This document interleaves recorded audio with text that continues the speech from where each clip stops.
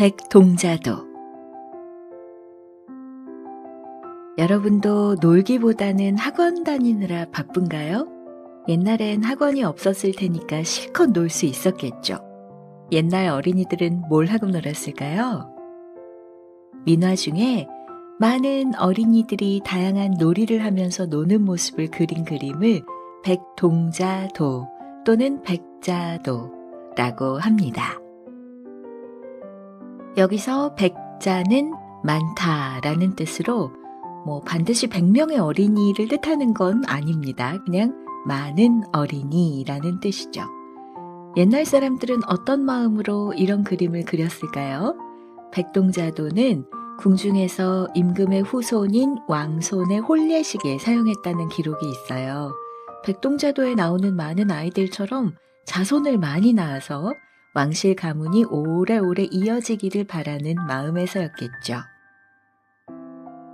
백동자도를 보면 앞마당과 뒤뜰에서 어린이들이 제기차기, 썰매타기, 그네뛰기, 씨름, 술래잡기, 구슬치기, 말타기 같은 놀이를 하면서 시간 가는 줄 모르고 즐겁게 놀고 있습니다.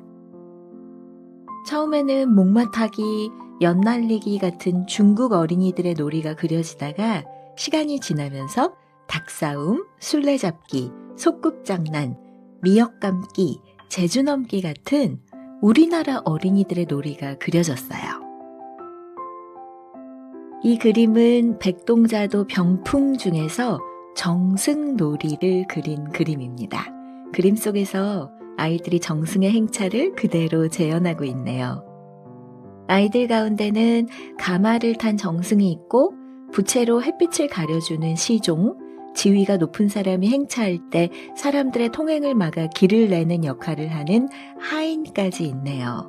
실제 정승이 행차라도 하는 것처럼 아주 꼼꼼하게 역할을 나누어 맡았죠. 정승놀이를 하고 있는 이 그림은 자식이 출세를 해서 잘 되기를 바라는 부모님의 마음이 느껴지는 것 같습니다.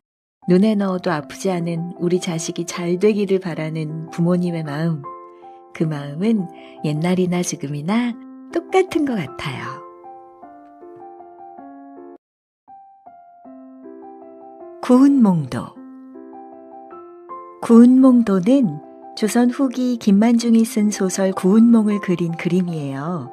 어머니에 대한 효성이 지극했던 김만중은 평안북도 선천으로 유배 갔을 때 어머니를 위로해드리기 위해 하룻밤 만에 구운몽을 썼습니다. 주인공 성진은 하늘나라에서 육관대사의 제자였는데 8선녀를 놀린 죄로 양소유라는 이름으로 인간 세상에 다시 태어나게 되죠. 양소유는 8명의 여자를 아내로 맞아 자식을 많이 낳고 장원급제했으며 장수가 돼 오랑캐를 무찌르고 높은 벼슬에 올라 부귀영화를 누리며 살았어요. 그러다 나이 들어 늙은 승려를 만나 깨달음을 얻었죠. 양소유는 8 아내와 함께 불교를 깊이 믿고 의지해서 하늘나라로 돌아갔는데 잠에서 깨보니 하룻밤 꿈이었던 거예요. 비록 꿈이지만 양소유는 남부럽지 않은 멋진 삶을 살았어요. 구운몽의 구는 양소유와 8선녀를 뜻하고 운은 현실에서 잡을 수 없는 뜬구름을 의미하며 몽은 인간 세상의 부귀영화가 하룻밤 꿈에 지나지 않는 헛된 것이다. 이런 의미입니다. 구운몽을 최고의 꿈의 문학이라고도 해요. 성진이라는 한 젊은 승려가 꾼 하룻밤의 꿈을 파란만장하고 흥미진진하게 풀어나가고 있으니까요. 구운몽은 조선시대를 대표하는 소설로 임금에서부터 기생에 이르기까지 온 나라 사람들의 폭넓은 사랑을 받았습니다. 삼국지연의가 조선 사람들이 좋아하는 중국 소설이라면 구운몽은 조선 사람이 좋아하는 조선 소설이었죠.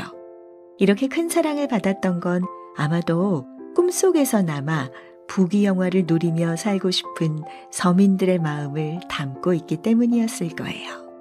소설 구운몽의 배경은 당나라이지만 구운몽도에서는 당나라 분위기를 전혀 찾을 수 없어요. 중국의 것을 조선의 것으로 새롭게 해석해서 그렸던 다른 민화들과 마찬가지로 구운몽도도 자연, 건물과 같은 배경, 인물의 복장 등을 조선의 것으로 바꾸어서 그렸습니다.